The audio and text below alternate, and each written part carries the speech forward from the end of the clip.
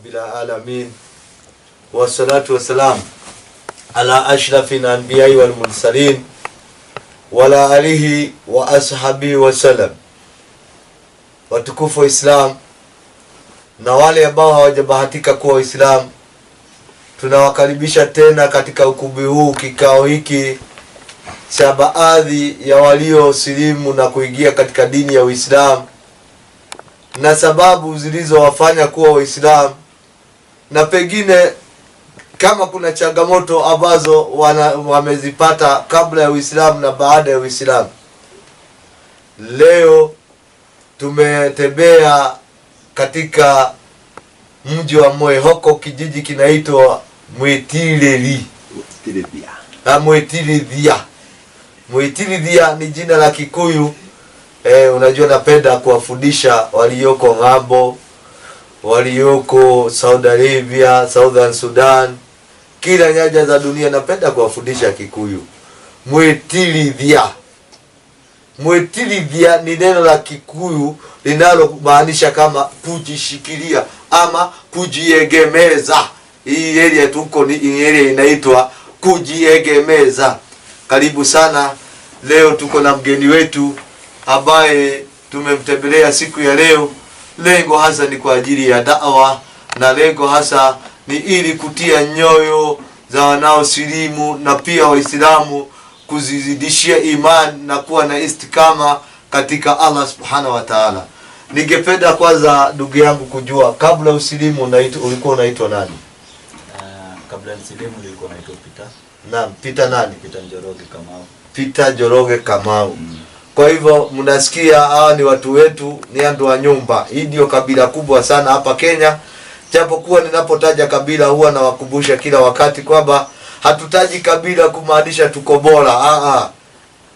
Aliye bora zaidi kwa Mwenyezi Mungu tunasema ni yule mwenye kumcha Mwenyezi Mungu. Hakuna ati hii kabila ni bora ama ile sio bora. Aliye bora zaidi ni mtu mwenyewe atikakum, mwenye kumcha, mwenye takwa mbele ya Allah subhanahu wa ta'ala. Kwa hivyo Peter Njoroge, hivi kabla ya kusilimu ulikuwa unashiriki kanisa yoyote? Nilikuwa Mkatoliki. Ulikuwa Mkatoliki. Hata mimi nilikuwa huko Mkatoliki. Pale katika Katoliki kuna ngoma nyingi sana. Tulikuwa tunaimba kama nyingine, tulikuwa tunaimba inafanana na kuibia Hamisi. Inasema Hamisi wito Hamisi wito dhie nawega netokonana netokonana koumatwine. Lakini hiyo ni wimbo wa mazishi. Sasa Katoliki ulimekaa muda kiasi gani? Katoliki nimekaa miaka 4 hivi. Naam. Kutoka ujijue? Kutoka nijijue miaka 4. Naam. Na kipi kilikufanya pengine ukawa umeanza kupenda Uislamu? Nini nilikufanya, nini nilikuvutia ukatoka katika Ukristo na ukawa Muislamu? Time zangu mingi nilikuwa na spend na Waislamu. Naam. Kwa hivyo most of the time nilikuwa na spend na Waislamu most of the time. So nilikuwa naangalia tabia zao na wastadi, tabia zao venye wanafanya, venye wanakaa pamoja. Naam. Yaani ni watu wanaishi pamoja vizuri. Naam. Watu wana care for each other, yani hakuna venye mtu anaweza kuwa na shida mwingine akimwangalia kwa Uislamu. Maneno mazuri. Hizo ndio vitu zilikuwa zinanivutia hadi naona anafaa kuwa karibu nao, anafaa kuingia dini. So wewe ni rafiki wa Waislamu sana hata kabla ya kuwa Muislamu. Na ulistadi tabia zao mpaka ukavutika zaidi. Na katika hizi tabia za Waislamu, ni ipi moja katika hizo tabia iliyokuvutia zaidi mpaka ukapenda Uislamu zaidi? Sana kitu kilikuwa kinanivutia ni kupray. Mashaallah. Sala. Hakuna sala kwanza. Hakuna venye mtu ataenda sala peke yake, lazima aambie rafiki yake aambie mwingine hivyo. Unaona tu wametoka pamoja, wametuacha mahali tumekaa. Nyinyi wa Kristo mnabaki tu peke. Sisi tumekaa hapo. Na wanatoka wanaenda wote wanaenda prayer. Yenyu kanisa Jumapili. Tungoje Jumapili na hakuna mwenye hata atakwambia twende. Kila mtu ana shughuli zake. Ndio Ukristo huo, kila mtu na nafsi yake. Lakini Uislamu unasema kwamba tuamrishane mema. Kuntum khaira umma ukhrijat linnas. Sisi ni umma bora kuliko umma zote zilizotimizwa katika hii dunia. Ta'amuluna bil ma'ruf. Au sio Ustaz Said? Kabisa, kuamrishana mema na kukatazana maovu. Tunaamrishana mema, yani kwa ile mapenzi ya Uislamu na mahaba tuliyopewa na Allah subhanahu wa ta'ala. Siwezi toka naenda kusali nikakuacha hapo kando. Ile sala yangu itakuwa pia haina maana. Nitaulizwa. Yani kila mtu katika Uislamu ni mchunga. Kila mtu ni mchunga na ataulizwa kuhusiana na kile alichochunga. Ikiwa wewe ni rafiki yangu na sali na sikuamrishi kusali, basi nitajibu maswali yako mbele ya Allah subhanahu wa ta'ala. Ndio nakuta Uislamu ni mapenzi. Kama mimi najipendelea janna, kuingia peponi, lazima nipendelee ndugu yangu pia aingie ile janna. Sio ile kujipenda kama ulivyosema Wakristo mnawaacha pending na siku ya Jumapili hata huwezi sikia mtu akikwambia twende church. Ni kila mtu na kona yake. Na church hizo zinakaa kama kampuni. Kuna church hii, kuna Catholic, kuna SDA, kuna PAG, CFK, Maranatha, Kafononokia, ziko nyingi, Rejo Maria, Redeemed Gospel. Unashindwa sasa hata kama tutaenda gani? EPS walienda. Ndio huo Ukristo. Lakini Uislamu kama ulivyo utangaza ndivyo ulivyo. Hivi ulisilimu mwaka gani? Mimi sijakawia sana kwa Uislamu. Naam. Niko na kama mwezi hivi. Allahu Akbar. Takbir. Allahu Akbar. Kwa hivyo uko na mwezi mmoja tangu usilimu. Na hivi katika mwezi huu wa Ramadhani umeanza kufunga? Nilianza kufunga tangu siku ya kwanza. Mashaallah. Allahu Akbar, mashaallah. Huyu ni ndugu yetu mgeni kabisa katika Uislamu. Ako na mwezi mmoja toka asilimu.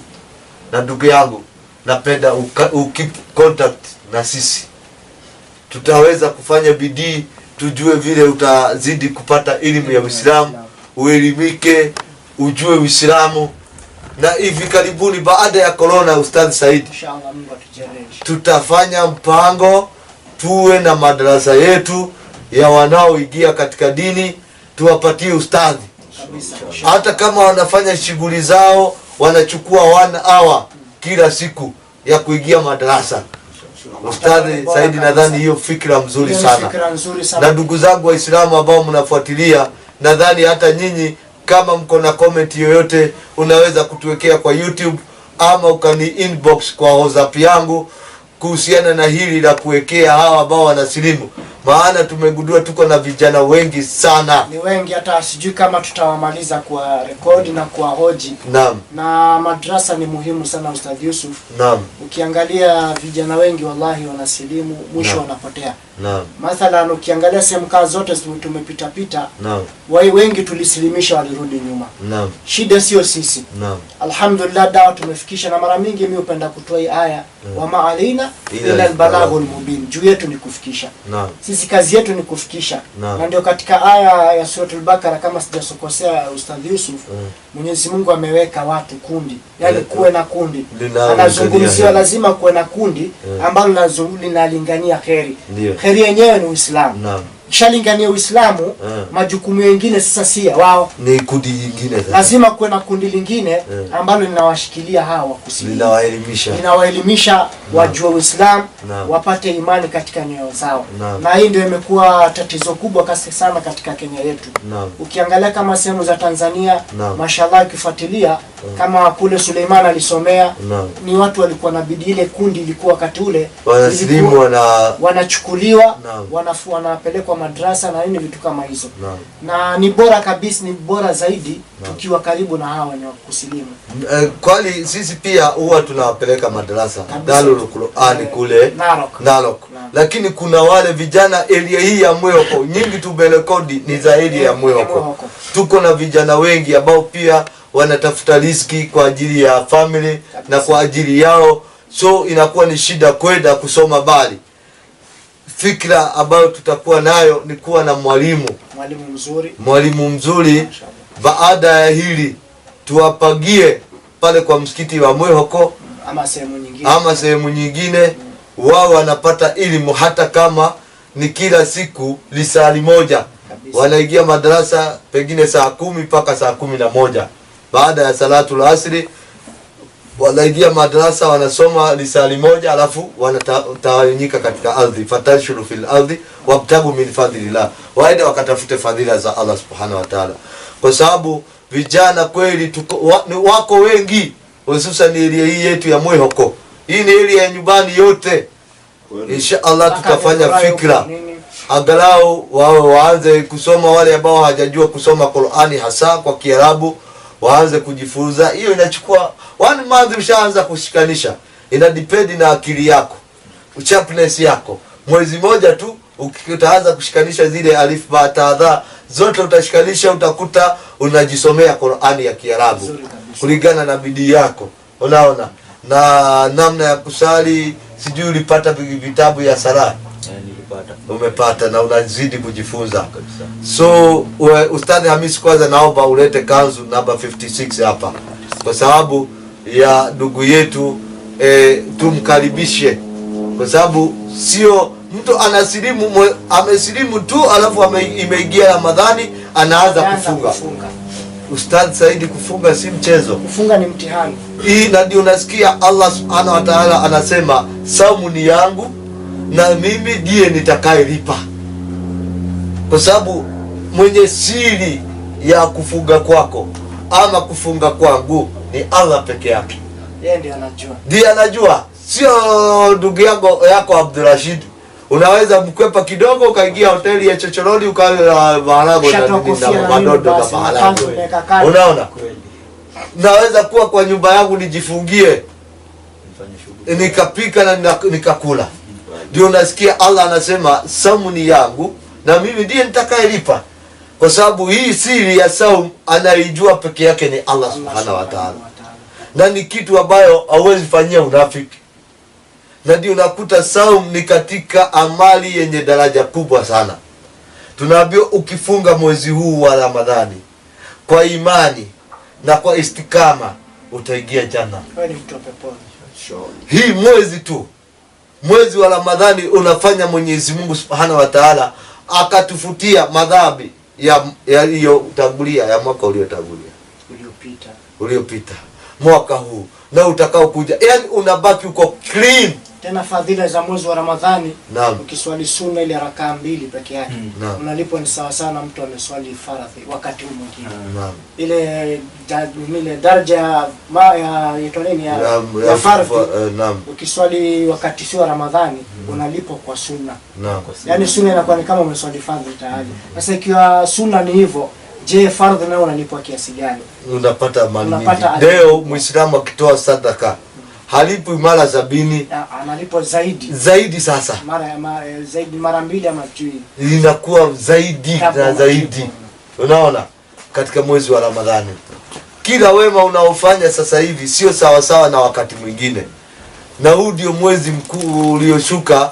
Kitabu kitukufu cha Qur'ani kimeshuka katika mwezi huu wa Ramadhani. Hii ni 56, kuna ya white kama hii aliyofaa Saidi 58. Kuna 56 kama hiyo ambayo amevaa Saidi. 56 hakuna? Iko 56. Angalia vizuri. Mimi ndio niliyoweka. Iko 56 ya size ya Saidi. Hii itakuwa kidogo ni kumtaabisha. Sidhani ni mrefu kiasi hii. Hii ni 58. Sasa niulize, ulipoingia katika Uislamu, ulipata changamoto yoyote kwa family? Pengine baba, mama, wa ndugu, marafiki? Kwanza nilikuwa naogopa kuslimu sana. Naam. So kuna kijana alikuwa ananiambia twende nikupeleke, na mkwepa. Naam. Na mkwepa kila saa. Naam. So hata nikienda kuslimu ya kujua. Naam. Mimi nilienda kwa ustadhi. Naam. Nikamwambia ustadhi mimi nakuslimika. Naam.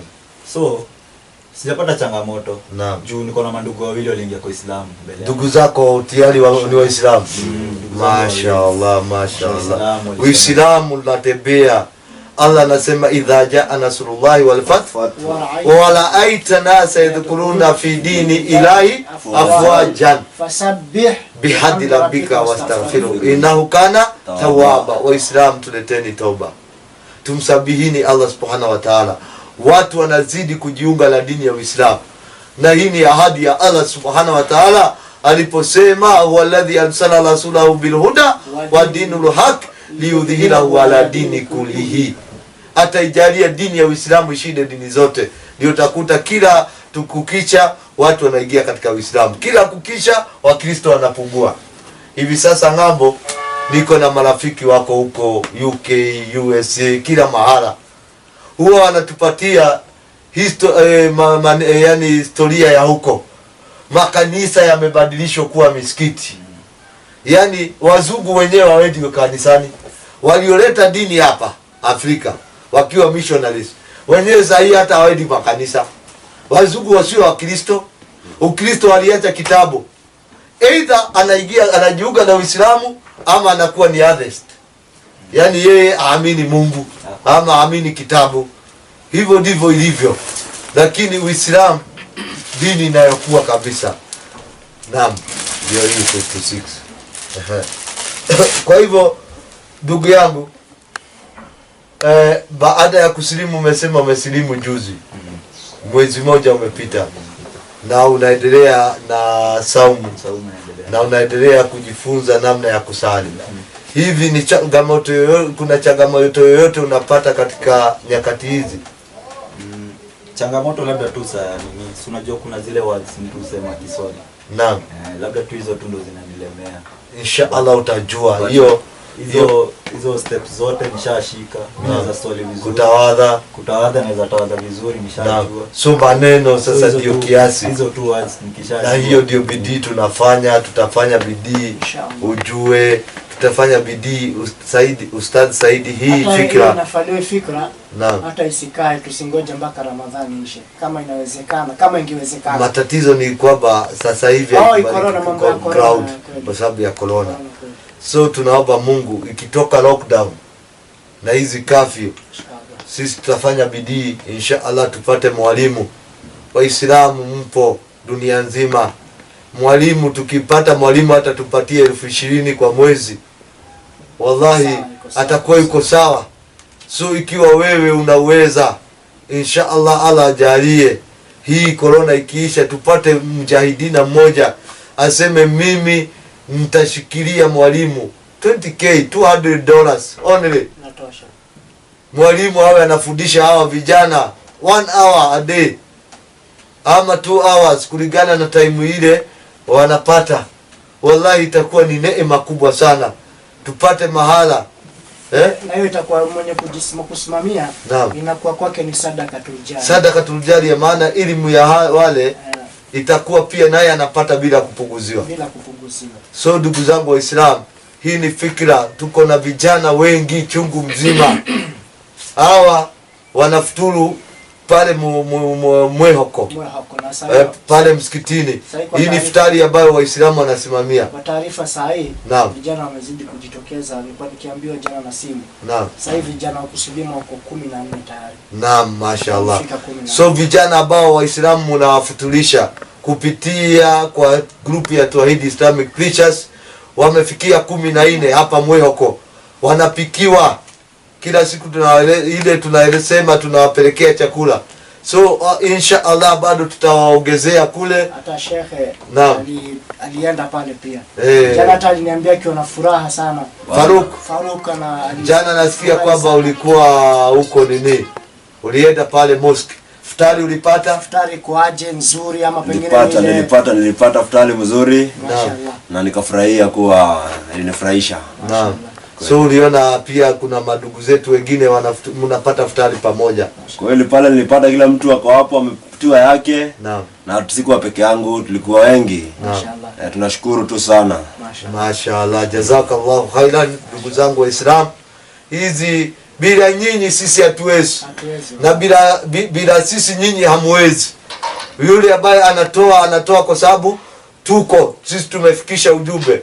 Na sisi pia bila kutoa kwenyu hatuwezi fikisha kwa hawa vijana. Kwa hivyo tunashukuru sana Waislamu, tusichoke. Wengi wanani contact, wananipa mahadi kwa ajili ya vijana waliosilimu, na inshallah tuwe na moyo huo na Allah subhanahu wa ta'ala ataweza kutulipa sisi na nyinyi. Malipo mema ni janna ndugu yangu Saidi. Hii dunia ni mapito. Ni mapito wallahi, ni siku chache tu. Hii laata, Wasomali wanasema laata. Yote itakuwa. Pesa. Hii haina maana yote. Yani Sheikh ni simple tu. Naam. Wewe toa katika akaunti yako ya duniani. Weka katika akaunti ya akhera. Ila hakuna kufilisika Sheikh. Naam. ile ukiondoa ukitoa hapa kwa akaunti ya duniani, ukiweka akhera, wallahi utaikuta kwa Mwenyezi Mungu amekulipa. Na ahadi ya Mwenyezi Mungu ni ukweli. Hebu imagine Sheikh Yusuf vile Sheikh amezungumza ni kwamba ametoka na furaha. Alikwenda akafuturu akafurahi. Kabla ya dua ile furaha Sheikh kwa mwenye yote hata kwa maneno tu. Hata kama alisupport kwa maneno, akatoa idea kama hii, acha kuchangia. Hata idea peke yake ile furaha yake, na si yake peke yake. Wako wengi sana Sheikh, hii ni baraka kwa wenye kusupport, wenye kujaribu kutafuta watu.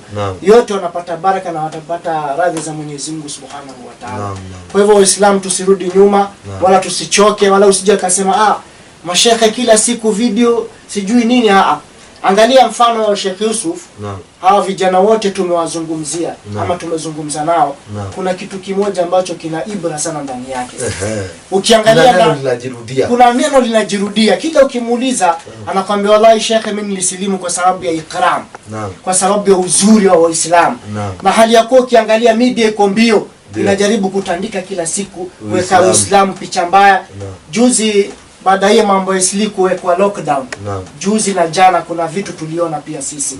Unaenda kwa kinyozi hivi, tulienda na kijana wangu, unaenda kwa kinyozi ameona kanzu na ameona ndevu na nini.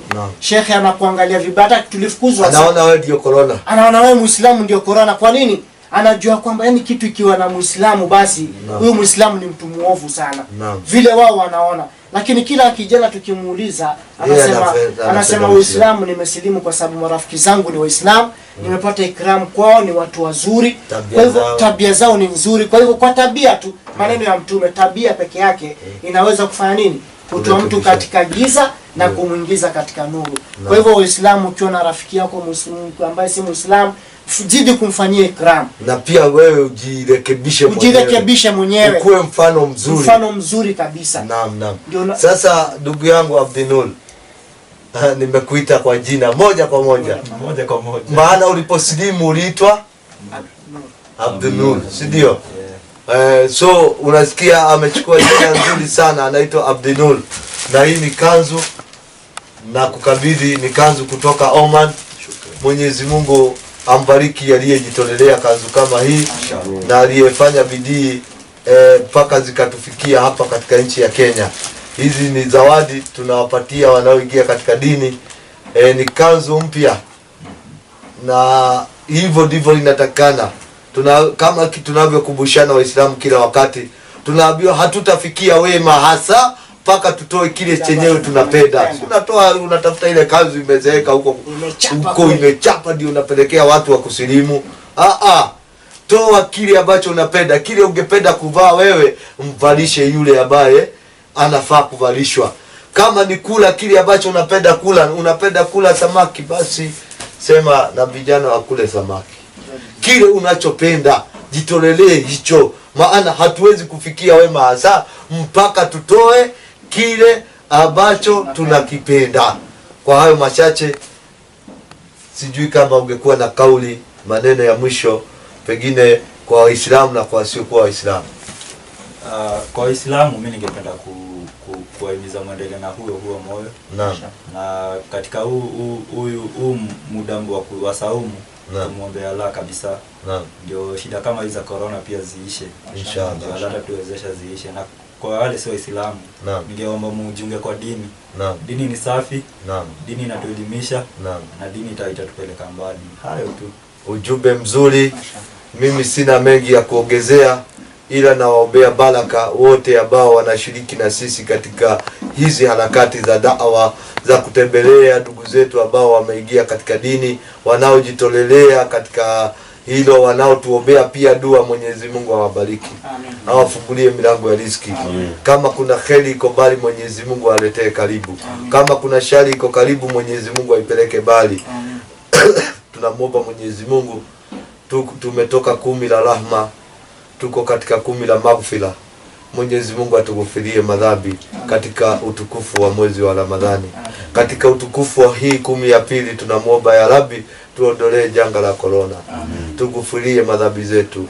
Na Waislamu wote, jumuiya ya Waislamu wote duniani wasamehe madhambi yao. Ya Rabbi, tunaomba tunapokwenda kukamilisha hii kudi na kuingia katika 10 la Eid 18, tunakuomba pia ufunge kabisa kama ulivyoahidi kwamba umefunga milango ya Jahannam kwa Waislamu. Usitufungulie milango ya Jahannam ya Rabbi. Tujalie tuwe miongoni mwa ahlul janna watakaoridhi pepo ya Mwenyezi Mungu. Tunaomba ya Rabbi, usituondoe katika hii dunia kabla ya kuwa radhi na sisi. Utuondoe tukufe ukiwa umeturidhia. Kama hujaturidhia ya Rabbi, usituondoe katika dunia. Tunakuomba kama tuko katika njia ambayo sio sawa, utuongoze katika siratal mustaqim, siratal ladina an'amta alaihim ghayril maghdubi alaihim waladdallin. Amin. Wa sallallahu ala sayyidina Muhammad wa ala alihi wa ashabihi wa sallam wa afwa minkum. Assalamu alaikum wa rahmatullahi wa barakatuh. Alhamdulillahi wa kafa wa salatu wa salamu ala al-Mustafa wa ala alihi wa ashabihi multada.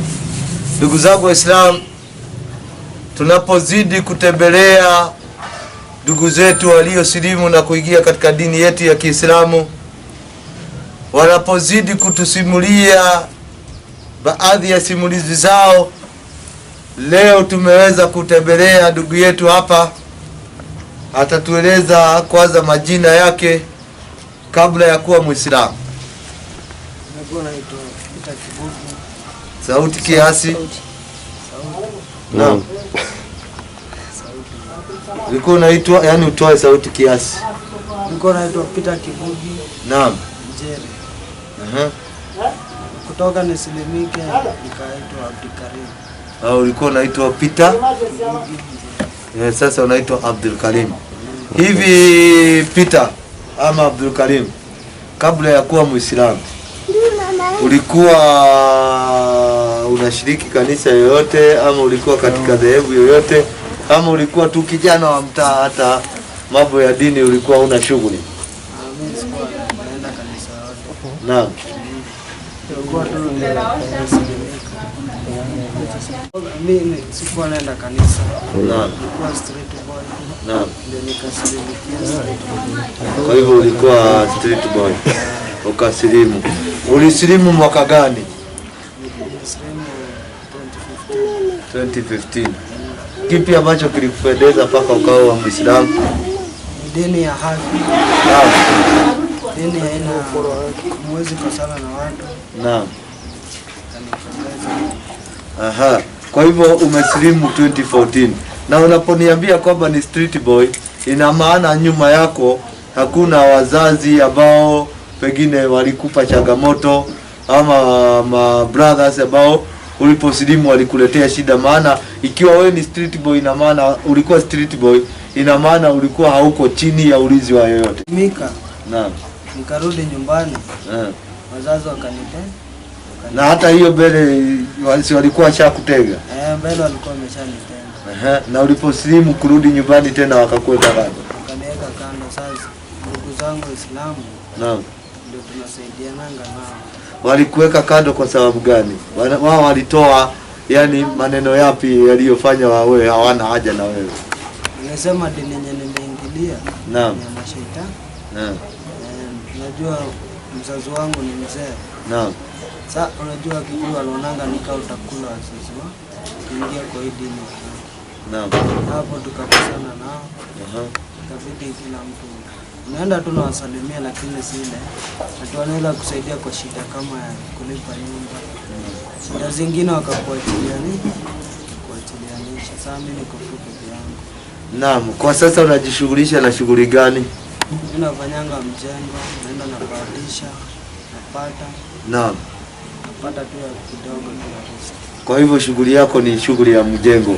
Na sasa hivi na mwezi wa Ramadhani utaweza kujenga kazi ya koroga? Saizi ni changamoto kidogo. Naam. Hata makazi hakuna, ndio hiyo kwanza imetokea. Naam. Corona. Naam. Ukienda unakosa, kama leo nilikuwa nimekosa. Naam. Inabidi narudi kwa nyumba. Naam. Hivi umebahatika kuwa na mke ama kuoa? Kwa sababu wewe unakaa, hata kama ulikuwa street boy, unakaa kwamba kidogo maisha, yani ni kijana ambaye anajielewa kiakili. Hivi umebahatika kuoa toka ukuwe Muislamu? Nilioa kutoka nikuwe Muislamu. Naam. Okay. Umejaliwa alikuwa na watoto? Watoto na wawili, mmoja ndio first born. Kwa hivyo ako na mtoto, ndio huyu kijana. Hebu leta huyu kijana hapa. Salamu alaikum. Amejaliwa kuwa na mtoto, ako na watoto wawili. Na changamoto wa Islam katika interview tulizozifanya ambazo zimepita bili, wale vijana tumekuwa nao wamekuwa katika hali nzuri, hata hakuna hata mmoja ambaye amekuwa na tatizo lolote la hali ya iftari na nini. Wale vijana tuliofanya interview nao jana na mmoja ambaye atakuwa katika video ya leo, wote wanafuturu kule Mwehoko kwa ule msikiti wetu wa nyumbani pale. So hawana changamoto vile, na walifurahi kwamba kukuta kwamba kuna iftari ambayo inakuja kwa ajili yao. Na Waislamu tunawashukuruni, maana kama sio sisi, sio nyinyi, hatungeweza kuwafikisha huo mpango wa vijana kufuturu. Kama tulivyosikia Ustadh Said, uliniambia vijana wamefika 14. Wamefika 14. Huyu ni kijana ambaye amesilimu, amekuwa ni, umesikia yeye kwanza amepitia mengi, kwa sababu kabla yeye hata hajakuwa na kwa wazazi, alitengwa na wazazi hata kabla ya kuwa Muislamu, kwa sababu alikuwa analadalada, alikuwa ni kijana wa kuladalada mpaka akakuja akapenda dini ya Uislamu. Na alipopenda Uislamu akasilimu kwenda nyumbani, tena ikawa ni shida, kwa sababu wazazi wake walisema kwamba ameingia dini ya mashetani. Lakini alhamdulillah, ninapomuona kijana kama huyu, kando na mitihani ambayo amepitia, bado yuko na family, na hilo ndilo la muhimu. Unapokuwa family man, basi hata Allah subhanahu wa ta'ala anakuwa na huruma kwako. Hivi mke wako ni Muislamu? Mke wangu ni Muislamu. Naam. Naam. Mashaallah. Kwa hivyo ni Muislamu, tena yeye sio kabila yako. Na maana Uislamu tena nao Uislamu hauna ukabila. Hauna ukabila hata kidogo, kwa sababu Uislamu unatufanya sote kuwa ni ndugu. Kama alivyosema ndugu yetu, amekuwa na changamoto ya hapa na pale, kwa sababu hata kama leo ameenda kibarua hakufaulu, hakufanikiwa katika kibarua chake. Na siku hizi ndivyo hivyo, corona imekuwa ni mtihani.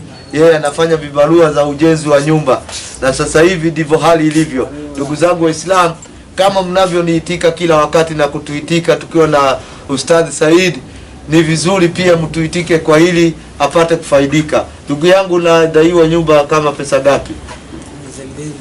Miezi 2. Na nyumba unalipa pesa gapi?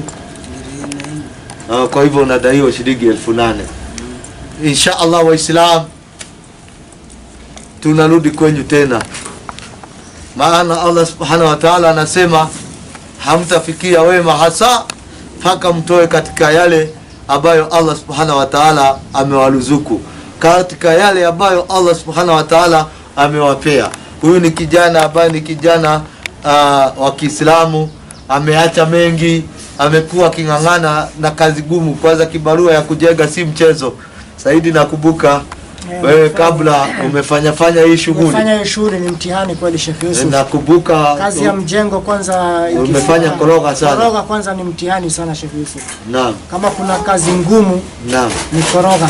Naam. Ndio naona koroga mara mingi ichukuliaga watu wawili. Koroga, unaposema koroga, unajua kuna watu ambao wanatufuatilia Waswahili na wengine hawataelewa maana ya koroga. Ni ile changanyiko wa kokoto na simiti na mchanga na sandsoil. Ile ya ile ya kutegea nini ya floor, pengine ya floor ama kuweka ile gorofa ama pillars hizo.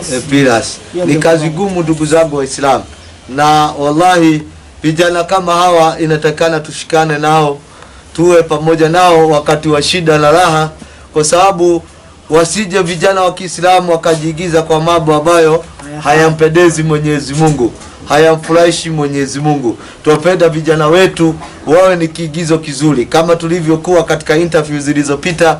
Vijana wengi wanasema walisilimu kwa kupenda dini ya Uislamu, na walipenda tabia ya marafiki zao, sala na nini hivi kutoka usilimu. umesema umesilimu 2015. Hivi ushafanya bidii ukajua kusali, ukisujudu utasema hivi, unashajua Fatiha na nini? Umefanya hiyo bidii? Nimejaribu. Naam. Lakini sasa unaona ndugu zangu Waislamu. Naam. Kuna wale wenye wana ukabila. Naam. Hawawezi kufundisha hiyo dini. Naam. Tungependa kujua hiyo dini sana. Naam. Lakini saa wakutufundisha ndio hakuna. Na tena matumizi, mahitaji uko nayo, unaona? Naam. Sema ikuwe tungepata, tungefurahi, tunaenda jioni. Naam. Kitokea kazi yako sikuru na kisali unafundishwa. Naam. Hiyo nao tungekubali. So ndugu zangu Waislamu, kama tulivyosema, changamoto kubwa pia ya hawa vijana hususan waliooa ni ya elimu, na ndio nikasema ndugu zangu Waislamu kwamba sisi katika maeneo hii ya Mwehoko, unajua sasa tuko katika lockdown, sisi hatutoki hii allowed. Sisi huku hata tukitembea bado tuko elia zetu ambazo hatufaliwi kutoka. Ikiwa hawa ni ndugu ambao wameingia katika dini katika elia zetu, tumesema hususan inshallah tutafanya upangilio angalau tupate mwalimu mmoja ambaye atakuwa akiwafundisha angalau 1 hour per day, hata baada ya alasiri mpaka saa 11 hivi, alafu wakaenda zao, maana wengine hawakwenda madarasa ni mtihani. Ama hata akijitokelezea mtu aseme atasimama na hao vijana, kama kijana kama huyu akisimamia familia yake kwa miezi 3, madarasa tuko nayo. Ikiwa corona ikiisha, tuko na madarasa Darul Qur'ani kule Narok. Mimi upeleka wale vijana ambao pengine hawana majukumu, Ustadh Said. So itakuwa ni vizuri baada ya hili huyu kijana asimamiwe pengine lenti ya nyumba ya miezi 3. Hiyo nazungumza in future. Family yake isimamiwe for 3 months, kile ambacho wanakula na kunywa. Huyu kijana aende apate elimu ya dini, na sio 3 months, maana hata akitoka atakuwa hana kazi. Angalau hata kama ni mke apate shughuli ambayo anafanya, apate kakibarua kidogo, kwa sababu ya kijana kama huyu aende apate elimu kwa miezi angalau 3. Hii ni fikra tu Waislamu. Ikiwa wewe unanisikiza, unatufuatilia, pia wewe ni inbox line zako, andika line yako, hata kama ni kwa YouTube channel pale juu, ama inbox katika WhatsApp yangu, tutaweza kushauriana, maana kweli ni changamoto kubwa sana na tutaulizwa Waislamu.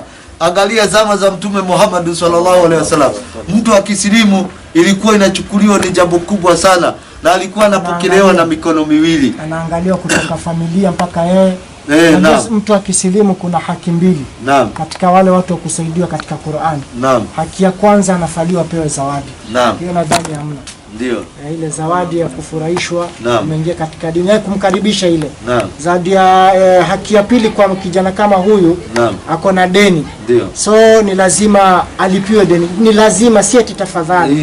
Hii ni lazima, deni hiyo ni aya. Lazima alipiwe hiyo deni yake ili aweze kukaa vizuri. Wakati kama huo mgumu, wakati wa corona, mtu yuko kwenye saumu, wallahi kumwacha hata ndio vibarua natafuta, lakini kibarua cha mjengo shekhe unabeba mara jiwe, unapata mara pia unakosa, mara unakosa, inakosekana. Sasa kwanza ni kukosekana, inakosekana sana. Pengine akipata mara moja Sheikh Yusuf, mtu amefunga, si ati ukifunga ufali kufanya kazi.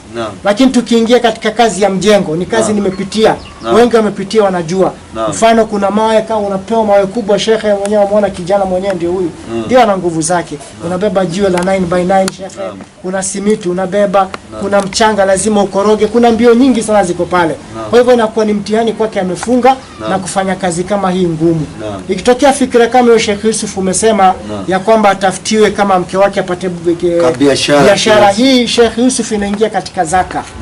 Zaka inatolewa kwa ni sadaka pia. Ukitoa kama zaka, mfano tuseme hii zaka nimetoa, huyo mke wake afunguliwe biashara fulani, naye huyu mke, kwa rai yangu, huyu mke naye at least akishainuka, na yeye kwake ni kama afundishwe kitu kama hiyo, ya kwamba naye asaidie mtu mwingine. Unaona?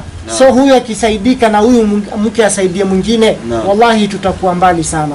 Hata kama ni biashara kama biashara ya soko, ndugu zangu Waislamu, biashara inahusika sana na wanawake katika nchi yetu. Apate kama invest kama viazi, nyanya, ziko nyingi, afugue soko yake, itasaidia nyakati kama zile mme anakosa vibarua, mke anashikilia. Kwa hivyo hii ni changamoto kubwa ambazo ndugu zetu wanaosilimu wanapitia. Ndugu zangu Waislamu, ikiwa wewe utakuwa umeguzwa mahala, kwa sasa tunataka tutatue hili la hii nyumba. Shilingi 8,000 nini, pesa kidogo sana, hata haijafika dola 100. Hizo ni dola 80, dola 80 peke yake. Na Allah subhanahu wa ta'ala pia ukimstiri ndugu yako Muislamu, naye Allah subhanahu wa ta'ala atakustiri. Hii ya leo kukosa kibarua, huenda tukasimamia mimi na Ustadhi Saidi siku ya leo hiyo, sisi ya siku ya leo na pengine na kesho tutasimamia. Lakini ndugu zangu Waislamu, na nyinyi fanyeni juhudi na bidii tupate kuweza kumuondolea uzito ndugu yetu, afunge mwezi mtukufu wa Ramadhani huu akiwa na utulivu. Ndugu zangu Waislamu, isiwe nyumba tu, tunataka apate na iftari ya kuendelea. Alhamdulillah, kila tunayemleta kwa kamera Allah subhanahu wa ta'ala anafanya wepesi, anafungua nyoyo za Waislamu na wanasaidia. Tulikuwa na Ustadhi Suleimani, amepata msaada alhamdulillah, na Allah ndiye atakayemlipa yule ambaye anayejitolelea kwa ajili ya ndugu zetu hawa. Kwa hivyo kwa hayo machache, mimi sijui kama una kauli moja kwa Waislamu na nyingine kwa wasiokuwa Waislamu ambao pengine huwa wanasema Uislamu ni dini ya mashetani, ni dini ya majini, sijui waliona majini wapi. Una kauli pengine ungependa kuzungumza, na utoe sauti kiasi ili wanaokusikiza wakupate vizuri. Ningesema Uislamu ni dini ya haki. Ni dini haibagui kabila. Ni dini iko free na kila mtu. Sasa ningeomba ndugu zangu Waislamu muweze kututatulia tu mahitaji yetu mbele yetu. Mwenyezi Mungu atawarudishia shukrani inshallah. Ndugu zangu Waislamu, wallahi inahuzunisha kama wewe umeguzwa nyoyo, mimi na wewe ni Muislamu. Allah subhanahu wa ta'ala anasema waswabikuna swabikun ulaika almukalabun fi jannati naim. Nani yuko tayari katika nyinyi Waislamu? Yule ambaye anaangalia hii video au wa kwanza ajitolelee dola 100 kwa ajili ya huyu kijana. Waislamu, Allah atawalipa. Nataka dola 100 alafu zimfikie huyu kijana inshallah. Namba ya simu iko hapo. Ukitoa hiyo dola 100, wallahi biidhnillah, sisi tutamuona kijana hali yake, tutahakikisha imeweza kumfikia ndugu yetu. Kwa hivyo wewe ambaye unataka kuwa miongoni mwa waliotangulia katika heri, jitolelee. Tunahitaji dola 100 kwanza tu ya kuweza kulipa hiyo nyumba, na angalau kupatikana chumvi, sukari kidogo kidogo ya leo na kesho. Kwa uwezo wa Allah sisi tutaweza kuisimamia na kusaidia, kwa sababu hata sisi tumesilimu na sisi ni madai, tunajua faida ya kushikilia ndugu zetu ambao wanaingia katika dini. Hata kama sisi tunapata kidogo tu, tutagawana. Ustadh Said, so mimi niko kwako pia na kwangu, tunakuhusia Ustadh Said na kujihusia tumshe Allah na tuwe wasimamizi wa kaka yetu hapa. Hayo machache tunawaombea kila ambao wanasaidia katika hizi harakati, wanaowahurumia ndugu zetu wanaosilimu. Mwenyezi Mungu awafungulie milango ya riziki. Kama kuna kheri iko mbali, Mwenyezi Mungu awaletee karibu. Kama kuna shari ambayo iko karibu, Mwenyezi Mungu aipeleke mbali. Kama ni wenye maradhi, Mwenyezi Mungu awaondolee maradhi yao. Kama kuna kila mwenye tatizo lake, Mwenyezi Mungu amtatulie. Wa sallallahu ala sayyidina Muhammad wa ala alihi wa ashabihi wa sallam wa afwa minkum. Assalamu alaykum wa rahmatullahi wa barakatuh.